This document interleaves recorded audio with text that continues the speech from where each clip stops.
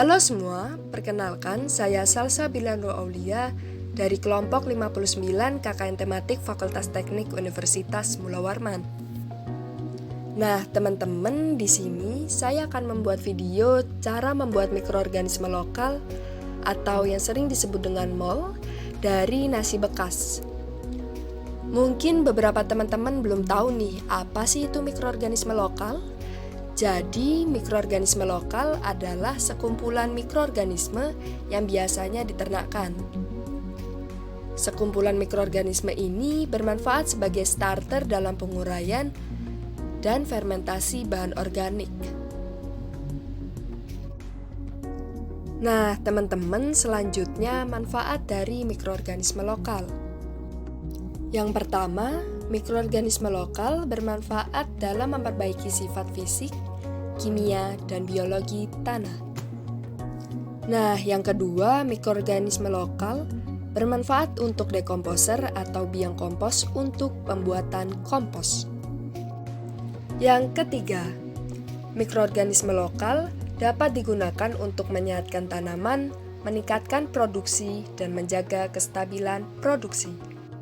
Yang keempat, mikroorganisme lokal dapat dimanfaatkan sebagai pestisida organik untuk mengendalikan hama dan penyakit tanaman.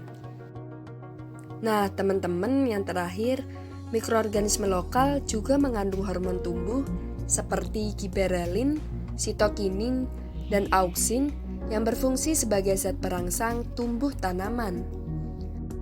Dan juga dengan memanfaatkan nasi bekas menjadi mikroorganisme lokal, kita dapat meminimalisir sampah organik yang dibuang langsung ke lingkungan. Nah, daripada kalian bingung, langsung saja kita simak alat dan bahan serta cara pembuatannya. Alat dan bahan. Teman-teman, berikut alat dan bahan untuk membuat mikroorganisme lokal dari bahan dasar nasi bekas. Nah, teman-teman, pertama tentunya kita siapkan nasi bekas. Nah, selanjutnya teman-teman siapkan 200 gram gula merah. Yang ketiga, teman-teman siapkan 2 botol bekas berukuran 600 ml dan 1500 ml dengan tutup botol yang telah dilubangi dengan paku panas yang nantinya digunakan untuk memasukkan selang ke dalam botol.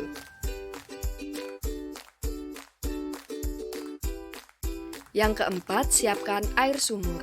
Mengapa menggunakan air sumur? Karena di air sumur tidak mengandung klor. Alternatif lain yang dapat digunakan ialah air hujan.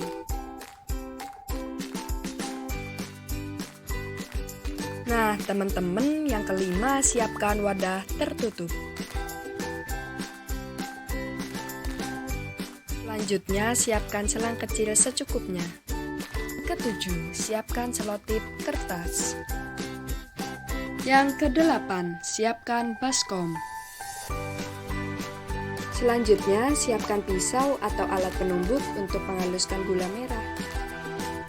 Yang terakhir, siapkan sarung tangan atau lateks. Cara pembuatan.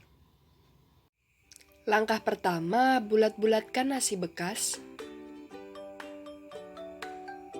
Kemudian, masukkan ke dalam wadah yang tertutup. Hal ini bertujuan untuk memperluas area permukaan pertumbuhan mikroorganisme yang akan kita tumbuhkan. Setelah itu ditutup dan simpan di tempat yang gelap dan lembab selama 3-5 hari. Setelah didiamkan selama 3-5 hari, jamur pada nasi basi atau yang sering disebut dengan Rhizopus oligoporus akan tumbuh.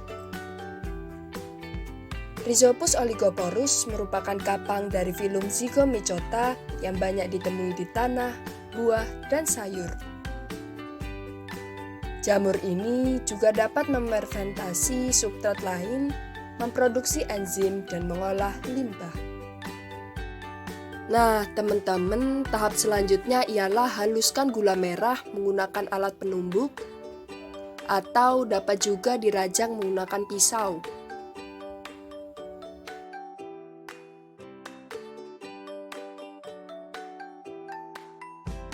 Setelah dihaluskan, masukkan gula merah ke dalam baskom.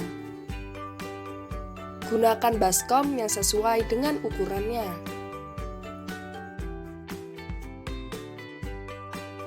Selanjutnya, masukkan air sumur ke dalam baskom yang telah berisi gula merah. Air sumur digunakan karena tidak mengandung klor seperti halnya air keran dari PDAM. Air keran dari PDAM mengandung sedikit klor karena untuk memastikan tidak adanya bakteri patogen yang masih tertinggal di dalam air. Setelah itu, aduk dan larutkan gula merah hingga merata.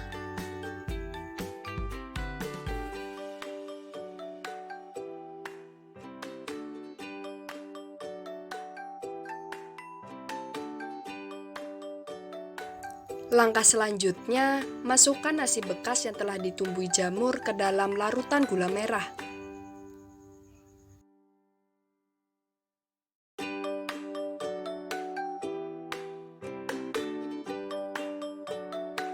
Kemudian remas dan diaduk hingga tercampur merata.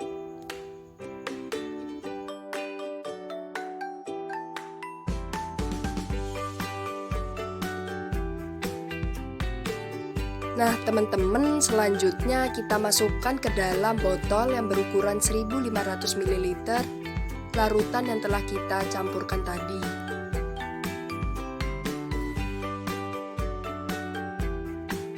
Nasi basi dan larutan gula merupakan nutrisi bagi mikroorganisme untuk melakukan pertumbuhan, di mana nasi basi berperan sebagai sumber mikroorganisme, juga penyedia suplemen seperti protein, karbohidrat, serat, dan vitamin. Nah, pastikan bahwa larutan tersebut tidak sampai terisi penuh, masih menyisakan sedikit ruang. Selanjutnya, isi botol yang berukuran 600 ml dengan air. Kemudian tutup kedua botol dengan keadaan tutup yang telah dilubangi dengan paku panas. Selanjutnya, masukkan selang kecil ke dalam botol yang berukuran 600 ml hingga masuk ke dalam air. Seperti pada video berikut.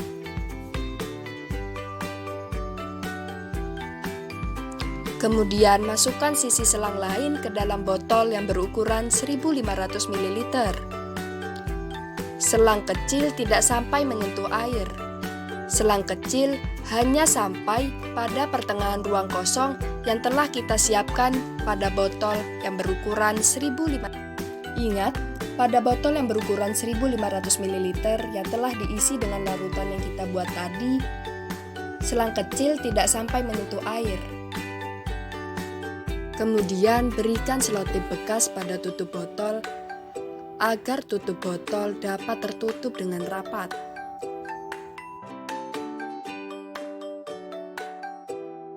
Nah, teman-teman, tujuan pembuatan reaktor ini ialah untuk menghindari peledakan akibat gas yang dihasilkan mikroorganisme yang mendegradasi bahan organik secara anaerobik. Ledakan dapat terjadi akibat tekanan dari gas apabila tutup botol tidak dibuka secara rutin. Nah, untuk mempermudahnya dibuatlah reaktor seperti ini. Setelah itu, simpan di tempat yang gelap dan lembab selama 7 hari. Setelah melalui proses fermentasi selama 7 hari, mikroorganisme lokal yang telah kita buat dapat digunakan. Mikroorganisme lokal yang berhasil ditandai dengan warna yang putih keruh dan bau yang menyerupai tape. Berikut contoh penggunaan mikroorganisme lokal sebagai pupuk organik cair. Caranya, larutkan 100 ml mikroorganisme lokal ke dalam 10 liter air sumur ataupun air hujan. Kemudian aduk secara merata. Nah, teman-teman, untuk setiap tanaman kita berikan 200 ml campuran mikroorganisme dan air yang telah kita campurkan tadi. Nah, sampai situ saja video saya. Terima kasih telah menonton video ini. Semoga bermanfaat. Mohon maaf apabila masih banyak kekurangan yang terdapat pada video ini. Sampai jumpa di video selanjutnya.